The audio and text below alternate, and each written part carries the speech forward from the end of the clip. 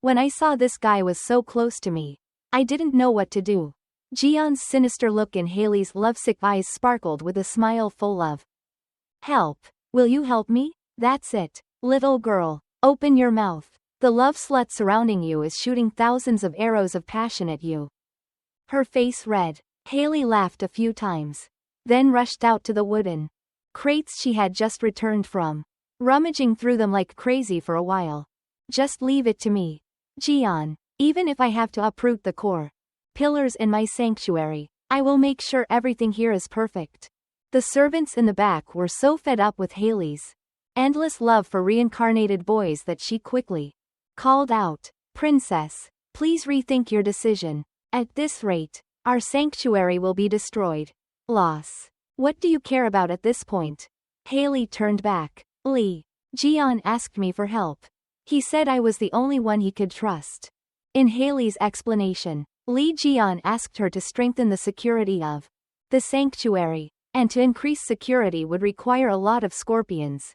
That meant she needed to bring the beetle divine weapon. And moving things to the Seafarer's sanctuary meant they would live together. In Haley's dazed mind was a question that made her unable to think normally anymore. Not. Basically, is that a marriage proposal? The servant sighed. No, you're thinking too far. Immediately Haley yelled at me. It's too noisy. Don't stop getting in my way. Ignoring her crazy actions, Jian turned around and called out to O Ta-Xu. How about you? He crossed his arms and asked to go with his friend to defeat the Red Eye. Who would have thought? Jian said. No. I want you to come to Korea. Immediately. What? Yuha, my daughter is in America. She must go there. He showed the image of Yuha made from the aura of the royal palace to his friend, smiled and said, Don't worry, I can still feel her energy. I will take good care of Yuha, so don't worry about your daughter and go to Korea. Say it with a serious tone. Because if Kung Thien Bin is up to no good there, it will be difficult for your holy group to deal with them on their own. In Seoul, Korea right now, huge columns of smoke are rising that want to cover the entire sky, because disasters have appeared in extremely large numbers. The elite force of centaurs led by Gats and Jaewon continuously shot arrows at them to protect the defense line but could not hide their confusion. Where did these bastards come from? Suddenly, a crazy person destroyed the buildings behind Gats, appearing with a fierce look that made them all turn towards it to be wary. Damn it. In the middle of the vast city of Seoul being harassed by hundreds of calamities of all sizes, the elite force of centaurs only has about 20 people forming a self-defense circle. Everywhere, everyone has enemies. This will be a never-ending war. Suddenly, in the distance, the disaster group heard a violent noise. Something was exploding high-rise buildings and the disaster crowd there. The closer the beam of light comes, the more disasters it can knock away. Their painful squeaks cannot stop the beam of light from penetrating straight through high-rise buildings, thus clearing a path for the monsters. Calamity. The centaur elite turned around to look in shock. The calamity that had threatened them a moment ago had now been punched with a hole in the middle of its stomach. The lower jaw was bent to one side and was clearly dead. Why? Somewhere, a deep male voice mixed with laughter rang out. I can't believe you guys are struggling with such a weak bastard. It's really unbearable to watch. The one who said that was Ivan Kruger, the golden man who was slandering all of us. It was true that we couldn't expect anything from the holy order of that idiot wearing a centaur. After cursing people, still standing like a superhero, Ivan asked, Hey archers, where is that idiot Hugo? Gats spoke for the team and replied, Thank you, Lord Ivan, for your help. Our holy master is currently away. If you have anything to say to him, I will convey it for you. He rushed over and grabbed Jaewon's shoulder, smiling like he was very familiar. It's okay. I'll leisurely wait for him to come. But you know what? I really hate people who get in my way. Before he finished speaking, Ivan's hand grabbed Jaewon's shoulder and threw him into a nearby building like a trash bag. Gats went crazy, screaming at him, What are you doing? But all I can get in return is an amused smile. I've already restrained it, so he'll survive if he's lucky. Don't worry. Unexpectedly, Ivan heard the voice of the man he had just thrown with all his strength behind him. You came here to fight us. Not the disaster group. Thanks to the blessing of the Sapphire Star constellation hidden in his soul, Lee Jae-won stood up from the rubble extremely unharmed. I knew right away. There's no reason for someone who has a bad relationship with our holy master to appear here. Ivan didn't know how to be shy. Turned around and pointed at Jae-won with a smile. Ola, you're quite sturdy. Being a handyman under a centaur's back is a bit of a waste. Jae-won interrupted. You have insulted our holy master just now. Please restrain yourself. Don't talk about him with that attitude.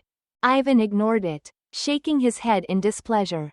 Surely the stupid centaur was doing nothing and didn't know how to manage his subordinates. I really can't believe it. You guys dare to be so rude to me like that. Looking at the elite forces, Ivan now doesn't bother to hide the reason he came here. After all, Libra said I can crush all of you.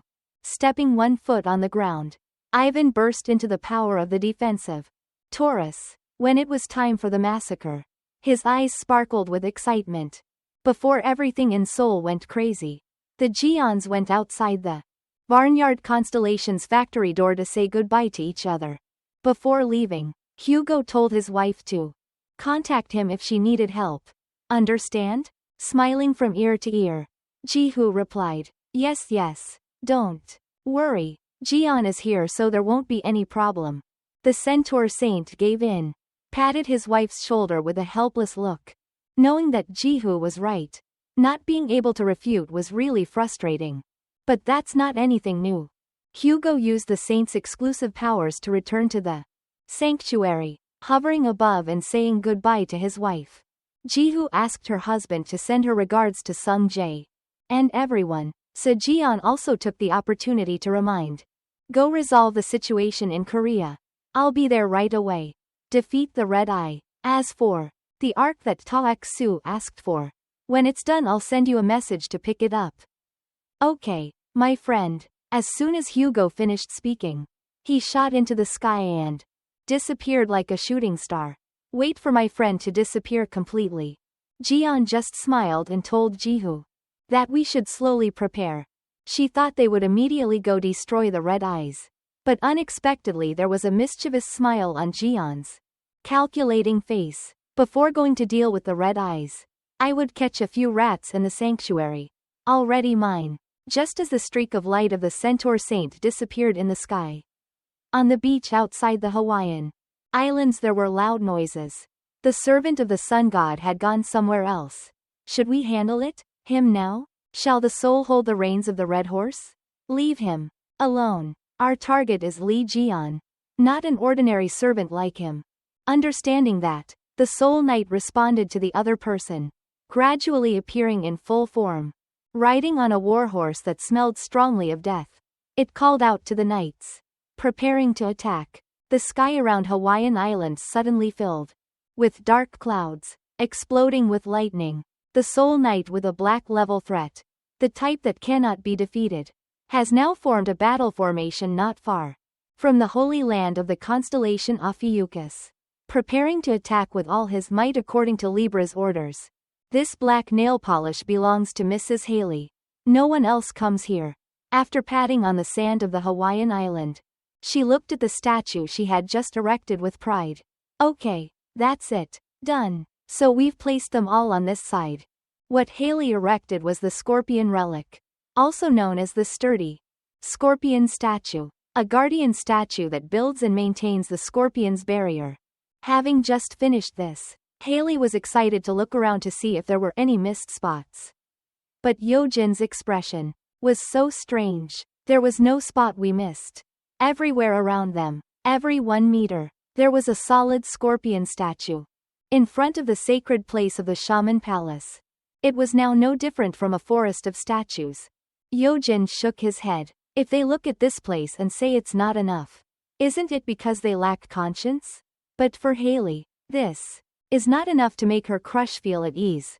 The scorpion saint exclaimed, we must cover the entire island with relics to feel secure. It's just the servant and Yojin's fault. If this keeps up, the Scorpion Sanctuary will go bankrupt. But that doesn't worry Haley one bit. Bankruptcy is just bankruptcy. What's wrong with going bankrupt because of Lee Jian? At this point, there is no cure. Yojin can only whisper to the servant. He's gone crazy. At this rate something big will happen.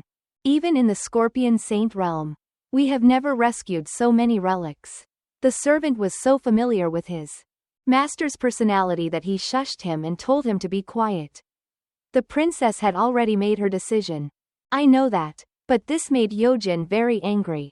He was about to breathe a sigh of relief and get back to work, when suddenly he discovered the scorpion relic behind him blurred. It turned out that the vibration below the ground made it vibrate.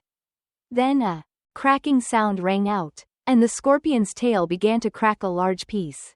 What's going on? Yojin opened his eyes in horror. Before he could understand anything, that scorpion statue exploded with a bang, flying into many pieces. Next were loud explosions everywhere. All the scorpion statues that Haley had carefully placed in the corners around the gate of Safu's territory were now exploding jubilantly like someone setting off firecrackers.